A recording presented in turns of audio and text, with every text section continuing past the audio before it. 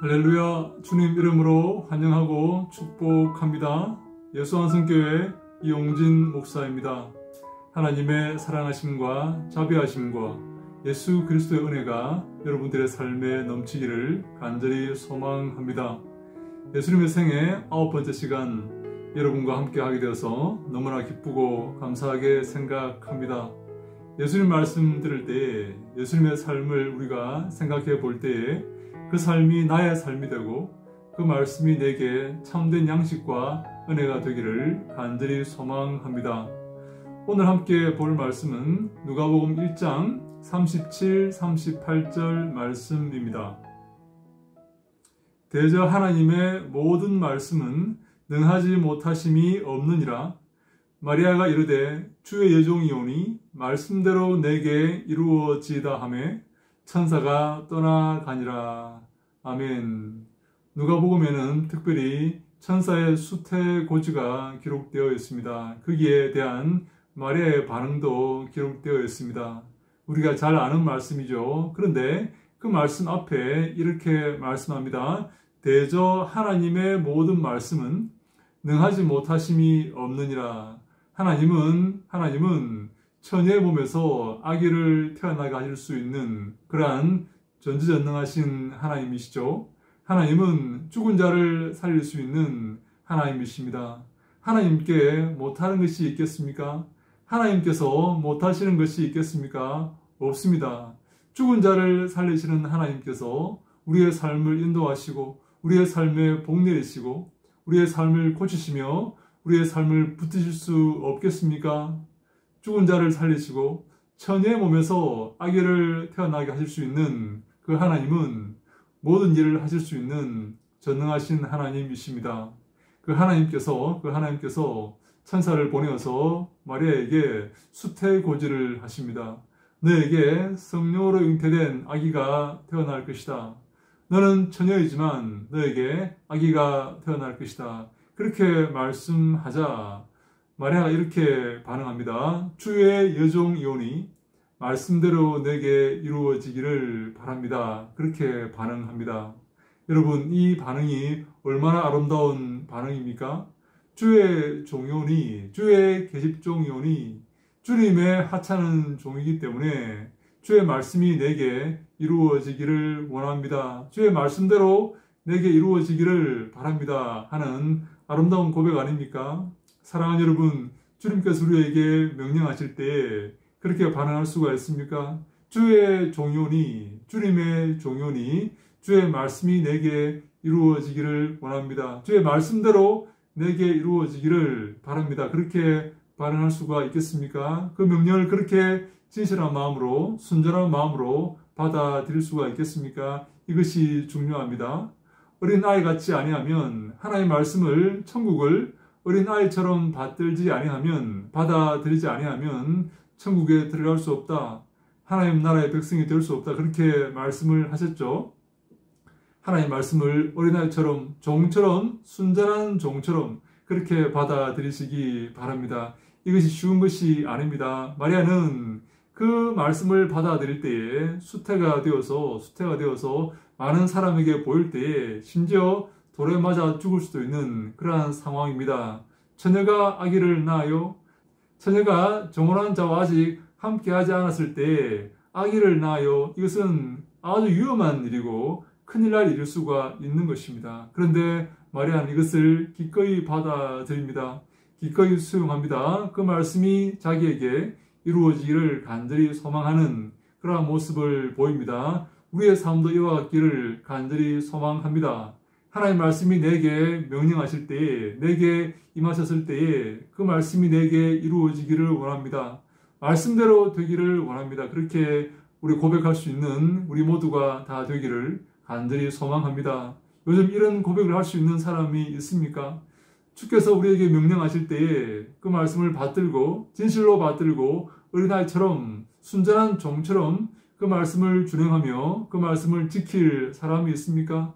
그런 믿음의 사람이 있어요? 저는 많이 못 봤습니다. 인자가 올 때에 믿음을 보겠느냐? 예수님께서 오실 때에, 심판하러 오실 때에 이러한 믿음을 가진 자를 보겠느냐라고 성경은 경고하고 있습니다. 이러한 믿음이 없다는 말이죠. 여러분 주위에 이러한 진실한 믿음, 어린아이처럼 하나님 나라를 받드는 믿음, 하나님 말씀 앞에 어린아이처럼 순종하는 믿음, 순전한 종처럼 순종하는 그러한 아름다운 믿음을 가진 사람을 여러분 보셨습니까? 그러한 사람이 잘 없습니다. 여러분이 바로 그러한 사람이 되시기를 간절히 소망합니다. 그러한 사람이 칭찬받기 때문에 그렇습니다.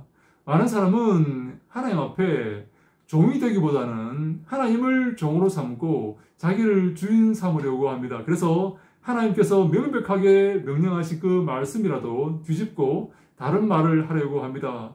혹시 여러분 주위에 동성애를 찬성하는 목사들을 보신 적이 있습니까? 여러분 주위에 그런 사람들이 있습니까? 저 주위에는 그런 사람들이 있습니다. 동성애를 대놓고 찬성합니다. 동성애를 미워하지 말라고 합니다. 그런 사람이 있어요. 그렇게 말해야만 사람들의 인기를 얻고 사람들의 시선을 끌기 때문에 그런지 모르겠습니다만은 분명히 성경은 그것이 하나님을 대적하는 것이라고 선포하고 증언하고 있습니다. 여러분, 예수 그리스도의 말씀과 같은 말을 해야만 우리가 예수 그리스도를 인정하는 것이고 예수 그리스도를 시인하는 것입니다. 호모로게오, 시인하다라는 말은요, 같은 말을 하다라는 말입니다.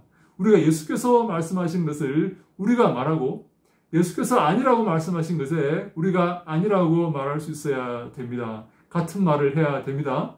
예수님과 같은 말을 해야 됩니다. 예수님께서 이것이 분명히 죄라고 말씀하셨다면 나도 죄라고 말해야 됩니다. 예수님께서 이것이 죄가 아니라고 말했다면 나도 죄가 아니라고 말해야 됩니다. 어떤 세상이 벌어질지 모르나, 어떤 세상이 앞으로 다가올지 모르나 우리가 예수님 말씀에 진실한 마음으로 인정하고 그것을 시인해야 됩니다. 그래야 할 때 예수님께서 하나님 앞에서 우리를 시인하실 것입니다. 우리를 인정하실 것입니다. 이 땅의 권세가 두려워서, 이 땅의 권세가 무서워서 우리가 예수님 말씀을 시인하지 못한다면 예수님도 하나님 앞에서 우리를 시인하지 않으실 것입니다.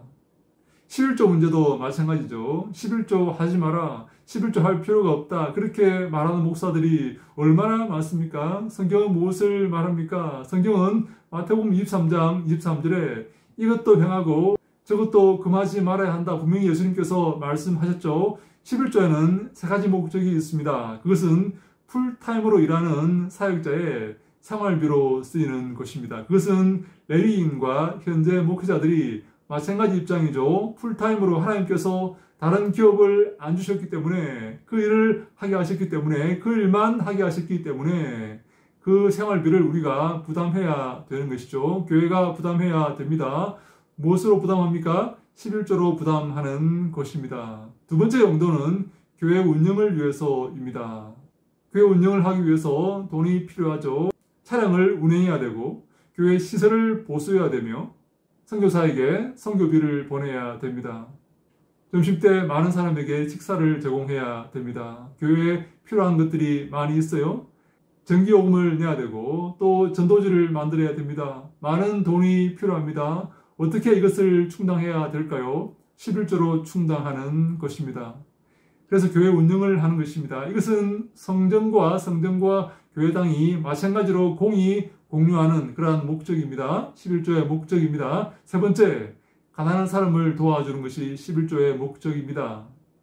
이것도 마찬가지입니다. 옛날에 11조를 제정하신 목적과 맥이 상통하는 것입니다. 주위에 가난한 자를 어떻게 도와주겠습니까? 헌금하지 아니하면 교회가 어떻게 도와주겠습니까? 11조를 가지고 도와주는 것입니다. 그래서 11조를 하지 말자고 하는 그런 주장을 하는 사람은 교회가 풀타임 목회자를 쓰지 못하게 만드는 것이고 교회를 운영하지 못하게 만드는 것이며 그리고 가난한 자를 도와주지 말라고 하는 그러한 마귀의 꼬임밖에 안 되는 것입니다. 사랑하는 여러분, 하나님의 말씀에 순전하게 반응하시기 바랍니다. 마음을 다하고 목숨을 다하고 힘을 다하여서 하나님을 사랑하시기 바랍니다.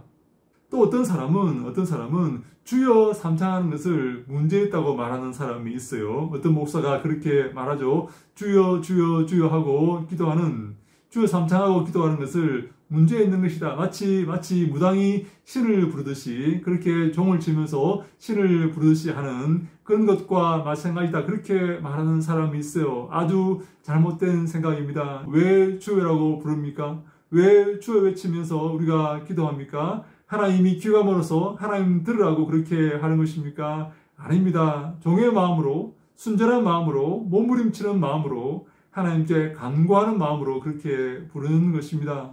하나님이 귀가 멀으셔서, 귀가 목으셔서 그렇게 크게 외치는 것이 아닙니다. 하나님은 우리가 그렇게 구하지 않아도 우리의 필요를 다 알고 계십니다. 우리의 필요를 다 채워주실 것입니다. 그러나 하나님의 자녀들은, 하나님의 종들은 간절한 마음으로 하나님만 나의 도움이시오. 하나님만 우리의 구원이시다. 하나님만 우리의 도움 되시다라는 것을 간절히 표현하는 마음으로 주여를 외치고 기도하는 것입니다. 주 앞에 진실한 마음으로, 간절한 마음으로 어린아이처럼, 어린 종처럼, 순전한 종처럼 그렇게 믿음으로 나가셔야 됩니다. 그것이 주님이 기뻐하시는 삶의 태도입니다. 주 앞에 어른처럼 되려고 하면 안 됩니다. 주 앞에 어른이 되어서 주님 앞에 그렇게 대등하게 서려고 하면 안 됩니다. 주의 말씀 앞에 순종하며 그 말씀을 받들며 나아가야지. 주의 말씀을 거역하며 변역하며 바꾸려고 하면 안 됩니다. 내가 주보다 어른입니까? 내가 주보다 더 높습니까?